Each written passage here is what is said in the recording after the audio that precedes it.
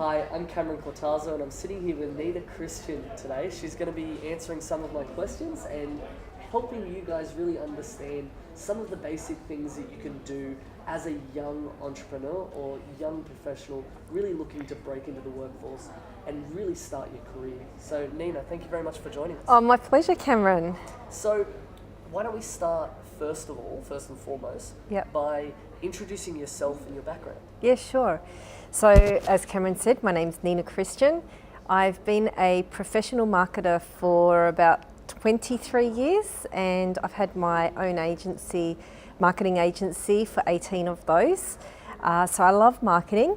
I'm also an entrepreneur, having founded several businesses and social enterprises over the years. One I'm particularly passionate about, which is set to launch nationally, is Entrepreneur, which improves the lives of teenage girls by teaching business and entrepreneurship, and in so doing develop self-confidence, problem-solving ideas, understanding how to take an idea to market, and really getting a big vision and big picture for the future, and that has tangible impact on their life now, because the skills that make you successful in business also make you successful in life. So that's what I do, because I'm also very passionate about the benefits of entrepreneurship, particularly for women. And having been someone who's lived a very blessed life as a result of that. I'm also a big advocate for the marketing profession and involved across the industry in various capacities. My involvement with the Australian Marketing Institute and various advisory boards and committees, and as a mentor to young marketers and a judge for the Marketing Excellence Awards and deputy chair here in Victoria for the Australian Marketing Institute. So I really love keeping my finger on the pulse of what's happening in our industry, because I think it's moving so quickly and it's very exciting. And at my core, I'm a very passionate marketer that loves what I do. And I'm also really passionate about empowering others to really get a leg up into our profession, and particularly those that have really studied hard or are really keen to become marketers, and helping them break into the industry. How did you get started? You've mentioned you've done a lot of different initiatives. You sound very, very busy. How did that get started? Like, how did you break into the workforce? Okay, so getting started was really interesting, and it wasn't easy for me. That takes me back a while, because it was the mid-90s when I was looking for my first job, and it was really hard at that time. The job climate was really difficult, and it took me several months to get my first job, and that's with lots of persistence. But I did, and I chose a job that aligned with my interests and passions at the time, and was able to learn and grow and develop in that role, and that of course led to the next one, and subsequently to the following one, which really propelled my career. And subsequently then I went on to found my own agency and have been operating that since. So Nina, was there any big break that happened for you, or was it just a consistent workflow and work effort that really just gradually drove you towards where you are now? It is probably more the latter. I was hoping that it would be the big break, and so for several years looked for it and waited for it, but in the meantime was just in the trenches, grinding away, waiting for it. And then when I didn't quite expect it was when it came. So, but it was with the benefit of several years of just hard work behind me. So I was obviously in a better position as a person and as a professional to be able to handle that sort of responsibility, because I think with a lot of these jobs that people aspire to, on the surface they can look really glitzy and glamorous and exciting, and yes, you've got responsibility, or you've got really, you might be have a great team, but with that comes responsibility and accountability. And so the benefit of having a good amount of time in the workforce to develop your character to develop your, to hone your professional communication skills, your ability to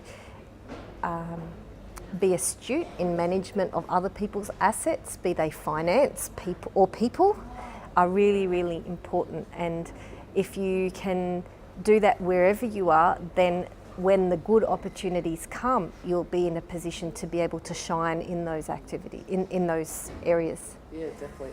I think that's a big problem that's facing a lot of young people today, is they are just wanting that big break, but don't realise the amount of hard work that goes into those day-to-day tasks, the year by year, to grind, get to where you need to be, and learn the skills to get to that big break point. So absolutely, yeah, it's good to see that, you know, hard work and dedication does pay off. Yes, so absolutely. I guess what was probably one of the biggest challenges getting to where you are today? One of the biggest challenges, okay, my journey spans quite a few years, so it's really hard to pinpoint one challenge in particular. Although having said that, I'll throw one out there because it's one that everyone faces all the time, and that's life. And that will come at you in many different ways. It will come through health challenges, financial challenges, family challenges, interest challenges, boredom challenges, whatever challenge comes to disrupt what you think is going to be the perfect path, it will come. And that's been no different for me, as I'm sure it has been and will be for you and for every other person out there. And so being able to navigate that overarching challenge, which can be the storms that life throws at us, and not let that completely throw us off our path or deviate from the destination to where we want to go, is huge. Because I believe that in every single person is the seed of greatness, and that coming out in its fullest will come out through navigating the most difficult storms in life. If you look at any successful person out there, they have all overcome some sort of adversity, and there's no one that has had a smooth ride all their way through life.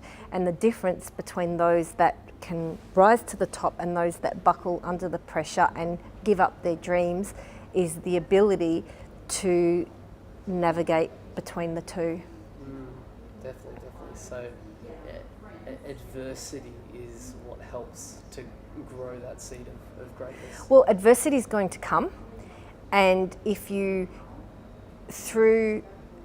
make a conscious effort to develop your character, and this is an area which it's not really popular because we're not talking about Instagram likes or personal branding or all the cool stuff that people see on the outside, but it's the stuff that lurks underneath and it makes you who you are, and it's the stuff that you can't hide, and it's the stuff that really differentiates personal brand, authentic personal brand, from facade personal brand. And it's unseen, but it's always felt by the audience.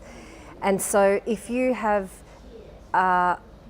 if you want to be successful, you need to go through a process of developing your character, and that's going to come through making good choices in tough times. And whether that's work hard when everyone else is out there having fun, whether it's do the right thing when everyone else is taking shortcuts to whatever in finance or work or whatever, whether that's about integrity in relationships when you might not feel like doing that at the time. Making those good choices consistently forms the character that makes you who you are. And when you're a person of strong character and impeccable character, people see that, they gravitate to that, they fall in love with it, they want you on their team, they want you to represent them, they want to invest in you, they want you around them. And so it really is making an investment in yourself. But character, unlike a skill like marketing or accounting, etc., it can't be learnt. Character is something that has to be developed, and it comes through consistently making good choice in the face of difficult circumstances. You can't put a filter on that. No, you can't put a filter on it.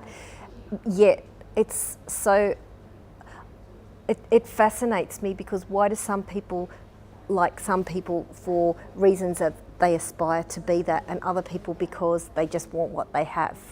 There's a difference. The people that people truly want to be like have generally great character, because to act with honour and integrity and strength is to be the ultimate role model. And I know this is a little bit off topic for where I thought this is going, but hey, it's super important, and it's really the stuff that not a lot of people talk about in the workplace. Yeah, I think it's an issue that a lot of young people do face with, is we live in a world that has a bunch of filters. How do you break through all of that to really be proud with the person that you are and really develop your own character?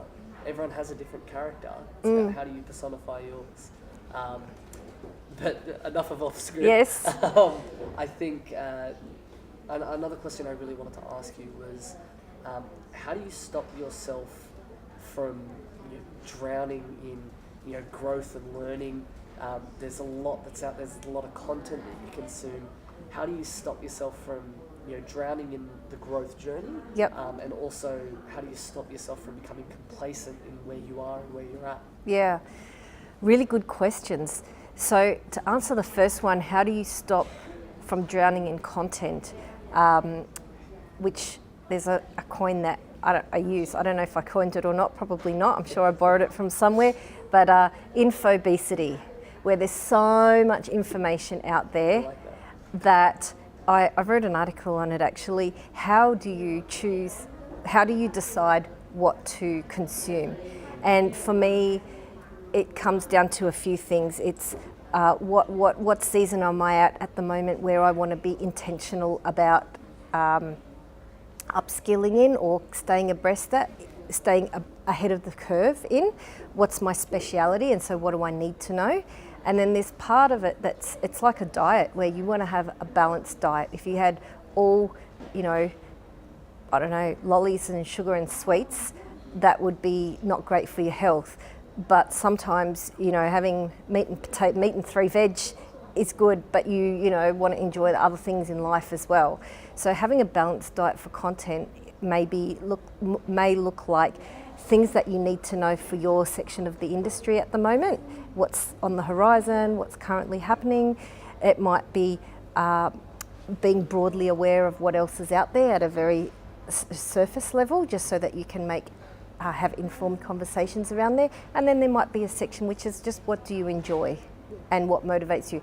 Then there'll be also a part of segmenting what's going to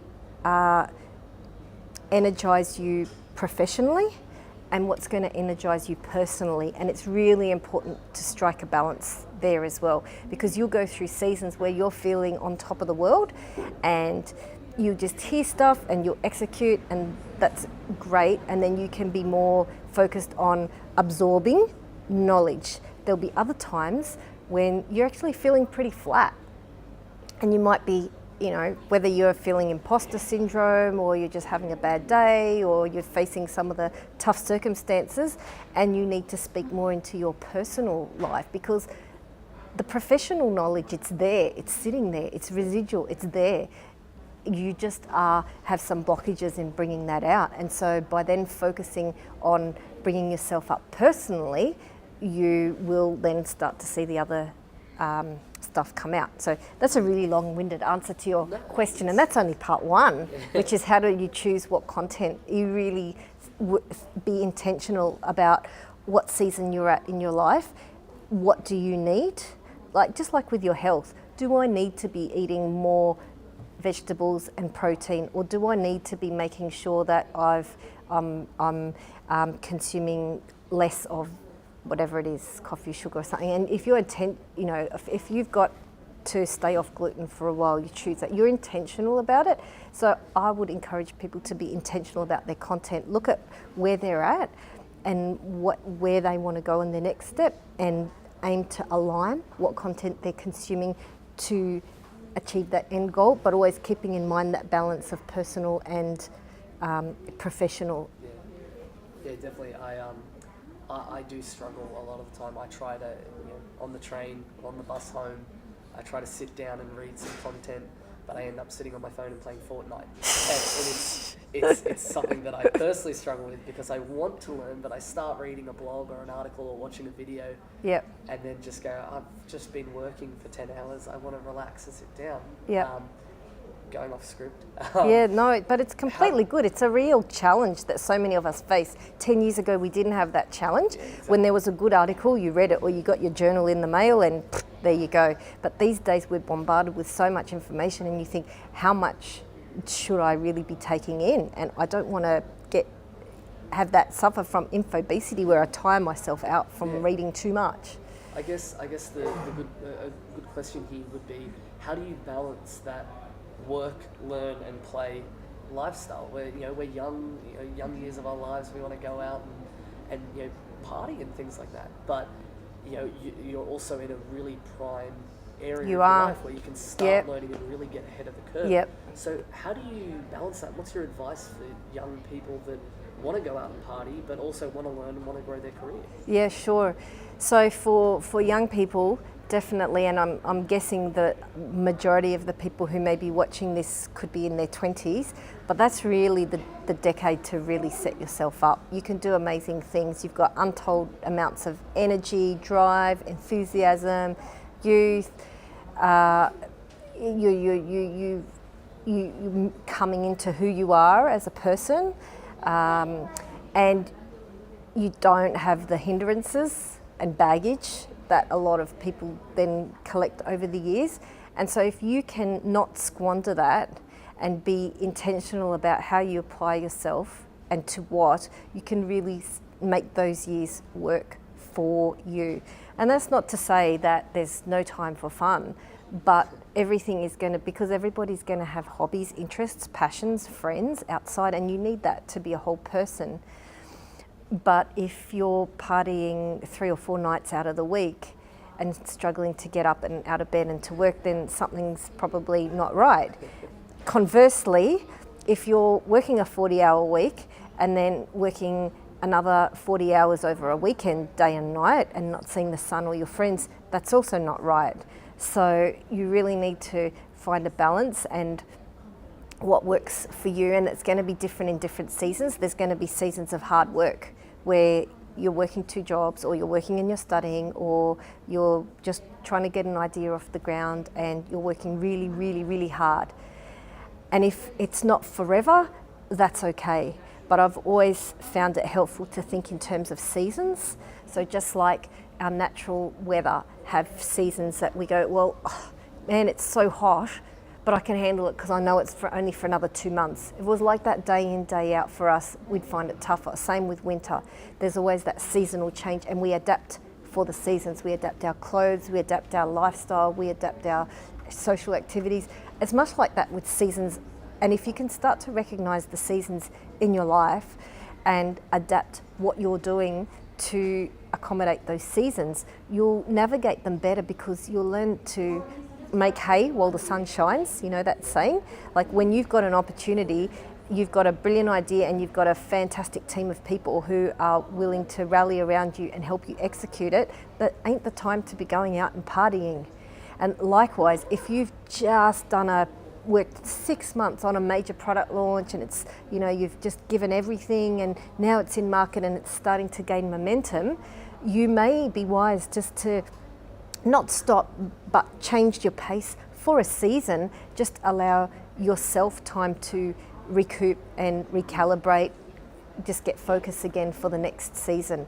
So for me, that's something that's really helped me in terms of whether it's a project that I'm working on, or a business, or a startup, and I extend that to things outside of my work as well, where I see things in seasonal components, and I say I'm choosing to give this energy for this period of time, knowing that then I'm giving myself permission to back off at the end of that season, because I'm not making a lifelong commitment, I'm making a commitment to do this for that season. So that really helps me find the balance between work, study and play, because there'll always be all three of those things. Even though I'm not studying at university or at an official course, I am constantly upskilling. I am a lifelong learner, and you need to be successful in today's marketplace. So there's always going to be those balance of three, and it's going to be maintaining, it's always going to vary. What is really important to be attentive to is maintaining the delicate equilibrium between professional passion and personal health, so that where things then cross over into physical or mental intensity for a period that's longer than a season should be, to start to recognise warning signs to make changes. Not to stop, but just to do things differently so you don't crash and burn. Yeah, definitely. No, it's a great answer. I think I've personally struggled with that and realised that I'm struggling or in a very difficult spot. So I've changed things up and changed everything in my life to really focus on what's the problem and how do I fix it. So that's great. I guess to go on the second half of the other question. Yes, we forgot about that. How do you stop yourself from becoming complacent? Yes, absolutely. And we did touch on it when I said that to be successful, you need to be a learner, a lifelong learner. Study doesn't stop when you finish your studies, and that's why a lot of organisations have PD, professional development, that they require people to upskill in. But over and above that, our marketplace is just evolving so quickly in ways that our minds can't really even understand. So if you were to think about the fact that 20 years ago, we were just getting onto email. We didn't have iPhones or smartphones. We didn't have digital marketing as we know it, or it was just in its emerging stages, and how much not just marketing is digital, but everything is digital. It's just changing so much. And so to think that what you know today is always going to be the case is going to set yourself up to become at best irrelevant, at worst obsolete in your profession. And I'm speaking professionally here. I'm not talking about personally, because there are some people that will choose not to engage, many of our parents or whoever, and that, just because someone doesn't decide to stay up to date with a particular technology or profession doesn't make them any less of a person. But because the focus of this interview is specifically about graduates and workplace or getting started in careers, I'm talking about professional. So workplace as we know it, professions as we know it, tools as we know it are constantly changing and evolving, and there'll never be a point at which you say, oh, well, I haven't done anything for a while, so I think I better learn everything that's happening now.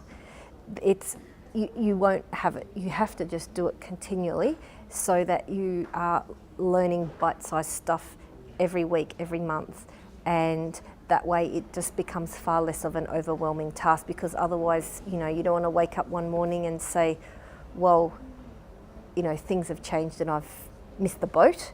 You want to be at the crest of the wave. Yeah, I've dealt with a situation like that where I was working at JB Hi-Fi, and I used to sell some of the TVs, and I knew most of the things about most of the TVs we sold, and I went into storeroom, so worked out the back, did that for a year, and when I came back out to sell some of the TVs, everything had changed and I knew nothing about any of the TVs.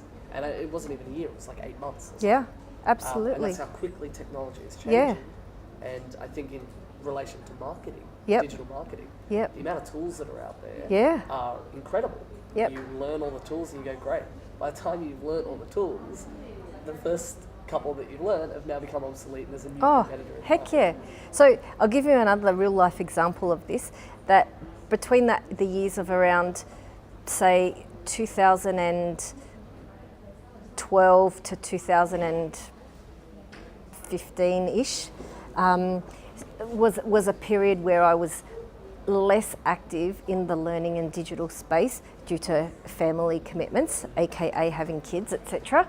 And I still maintained professional continuity. I worked, I did marketing and all of that, but I didn't make extra time for upskilling during that period of time. When I emerged and I wanted to get back on my horse and go full speed ahead, I realised, my gosh, things have changed so much. And I'm someone who's been a marketer for so long, 20 years or whatever it is, and now I'm having to relearn a lot of the basics. So for me, I actually then decided that I wanted to put in extra time over the period of the year, really upskilling myself in that area. And I knew that I needed to not just upskill, I wanted to be ahead. So I needed to focus on that very intensely. Yes. But within a short space of time, the way things had changed in social media and marketing was massive. It was in those years that inbound marketing came in. And when prior to that, there wasn't really much in the way of marketing automation. That was probably for government and, big blue chip corporates and things like that. But then it started to filter down to corporate. Now it's small business, and now it's ubiquitous. So there's always that filter, and so you want to actually be out there. And I make it my practice when I'm invited to an event that is talking about future trends, whether I like it or not, I just register and go, because I'll never be not busy enough to go, I've got spare time, what event will I go to? If I wait for myself to have time, I won't get there. So I'm on autopilot. If there's an event that's going to be telling me where things are going to be in 2 years or 5 years, usually I'm there. So, I guess a really interesting question I'd love to ask you is, what would you tell a 20-year-old Nina knowing what you know now?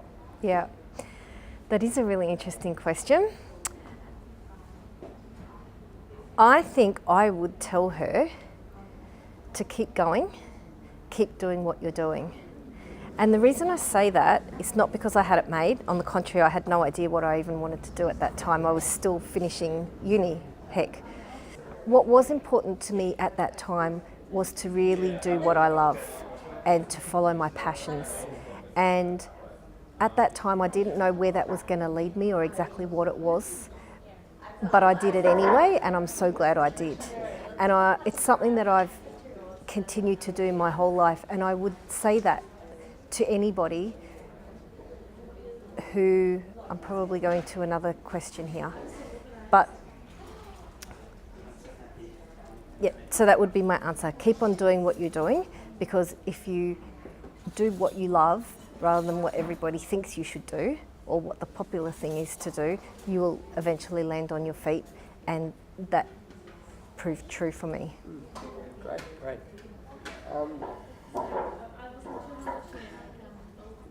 One thing that I am curious as from a personal level to understand is, a lot of people say do what you love, do something that you enjoy doing. How do you distinguish whether what you enjoy doing and the idea that you have to be able to do what you enjoy doing, whether it's a plausible idea to actually action into something that can get you money, or how do you actually make a living out of doing something that you love? Yeah, sure.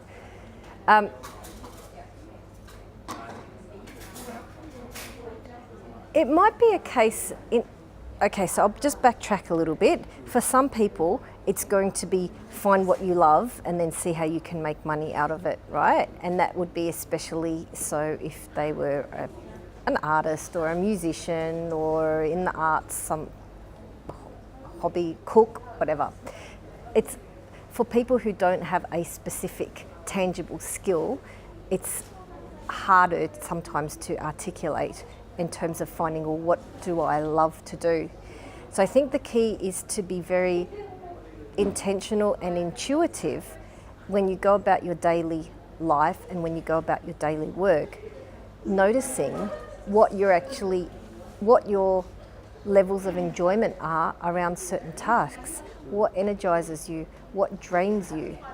And for some people, it might be a case of you don't know every single job in the world. So how do you know what job you love? For some people, it's very clear as day. They're a musician and they're a cook and they want to write a recipe book. For other people, it's like, well, I don't know, I like business, or I like this, so where do I start? Or I like kids, or, you know. So, but all of those could be so broad. So thinking about what actually sparks joy, and thinking about, could I find a job where I did that day in, day out, and that brought joy? Or is there a way I can start a business out of that? And then that's kind of another question, because you need to go down the path of developing a minimum viable product, you know, the whole concept of a lean startup, seeing, is there a need for it? Is it solving a problem? And is the market willing to pay for it? And you want to do that on a small scale just to test if it's viable before you start, you know, go and put your life savings into it. And there will be indicators there as you go through that process.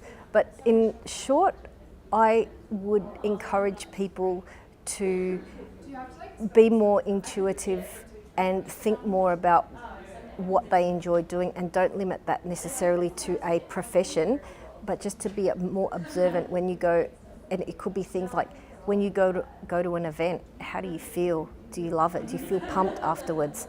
When you have to sit there and write a report on something, do you like it? Do you enjoy processing and analysing and doing all of that? Or do you hate it? Do you hate having to documentation? Some people get, you know, floats their boat to work with numbers and analyse things. Other people hate it. So looking outside of just professions or tasks, but looking at everyday things and what you enjoy, and then starting to think, how could that be transferable to something else in your profession? Are there gaps or are there needs? And I when I'm training young marketers, it's something that I encourage them to be keenly aware of, because in marketing there's so many disciplines and there's so many ways you can apply your knowledge and your skills and your expertise. It's really about finding the right fit that overlays what are your strengths, so what are you naturally good at, what do you like doing, what brings you joy, and then what's the need out there, and overlay those three. And if you do that, then you can find a really good pathway for yourself. One thing I guess would be a good question to ask as well is, for young marketers, digital marketers that really want to start learning, is there a particular point or topic or skill to start with, or is it really down to your flavour and whatever you enjoy doing? Yep. Or is there one thing that's good to start with? With marketing, I honestly believe that to be successful in any aspect of marketing, as in seriously successful, you need to have a really solid overview of the entire industry, but be really deep and specialised in something, and know that really, really well to differentiate yourself. So I would encourage people to get familiar and acquainted with as many, without feeling that you need to go so granular in it, because once you get familiar with a broad range, and you might do that through your studies, through online learning, through meeting with other marketers, through networking, through reading, through online courses, through internships. You can get broad knowledge through many areas, and I think you need to know, like, you might be a creative or you might be in media, but you should know what data science is and when it's useful. Without knowing the mechanics of data science, you'll go deep in the area that you like, and it'll naturally gravitate to. You'll naturally gravitate to, and then there'll be an ease on it, because you'll love it and you'll flourish in it. It'll be a natural match with your skill set and abilities.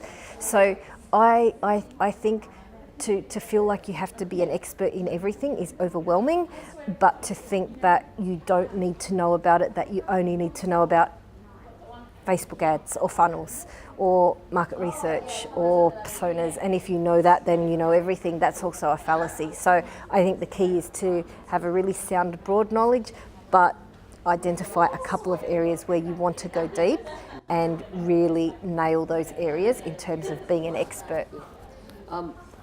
You mentioned this before the interview, is you place a really high value on mentorship for young people.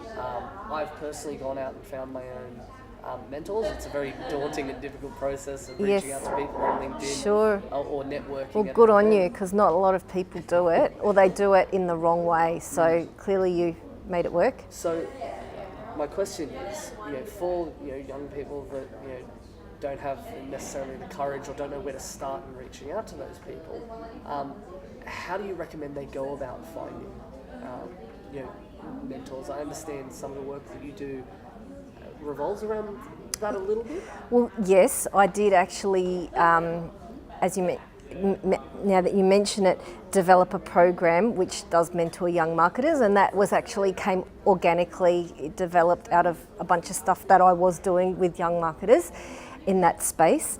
But if you have access to a program, so the Marketing Institute runs mentorship programs as well. There are various places that you can do a structured mentorship program, or ones that are more precision and focused and processed, that take people through a journey, or you can do it informally as well.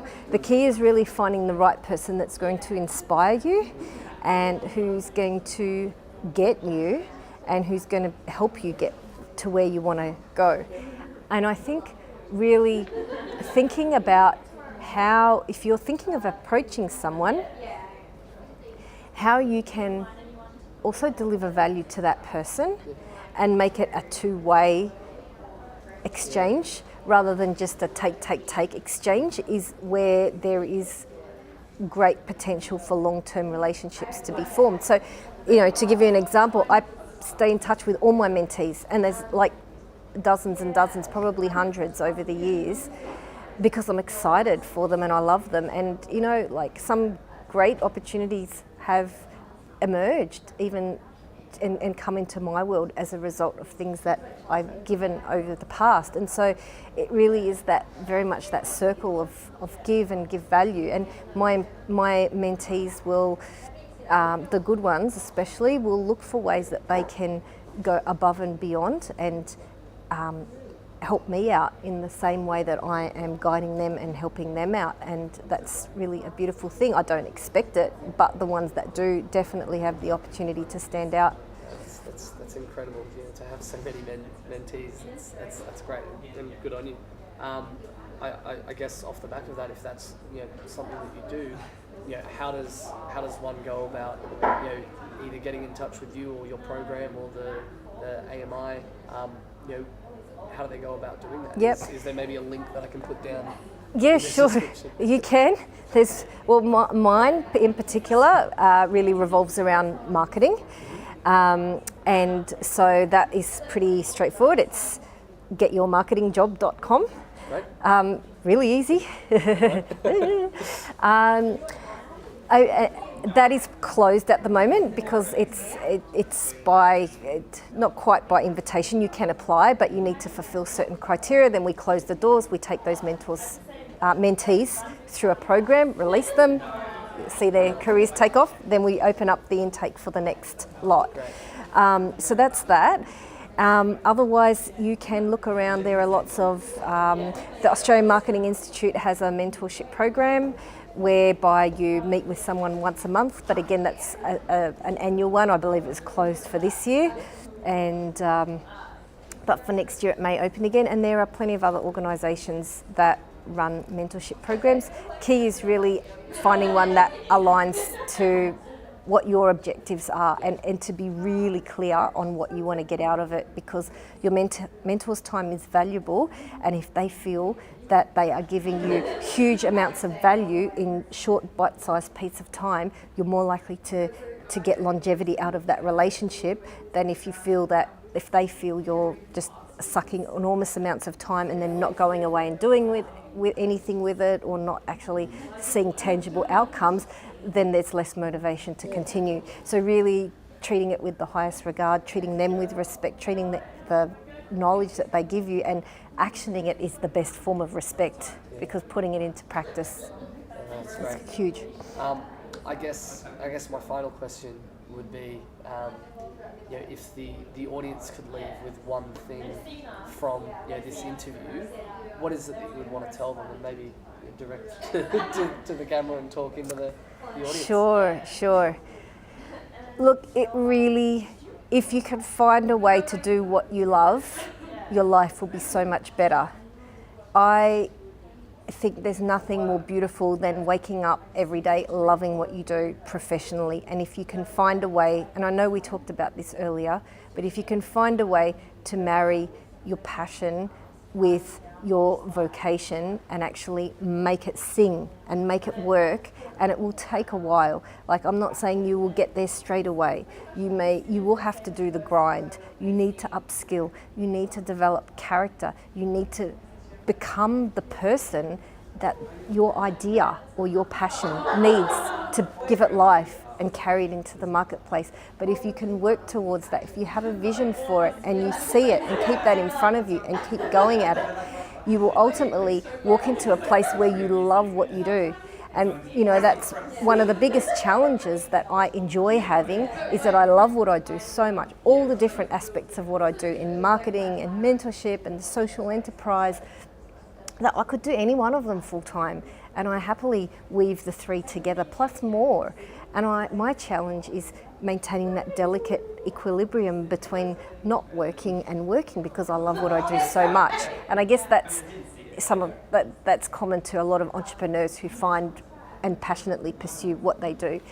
But ultimately it has such a tangible and positive effect on your life, because you wake up every day going to work and loving it. So if you can carve out a career or a path or a business for yourself that you love, and it might not come straight away, you have to do the hard yards, but find the elements of joy in that and see how you can marry it all together.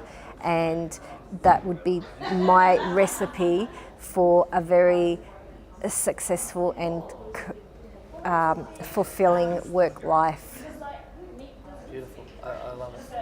Thank you very much, Nina. It's Pleasure, talking with you. Cameron. You're a very inspirational woman, so Thank you. It's great stuff, so thank you. My pleasure.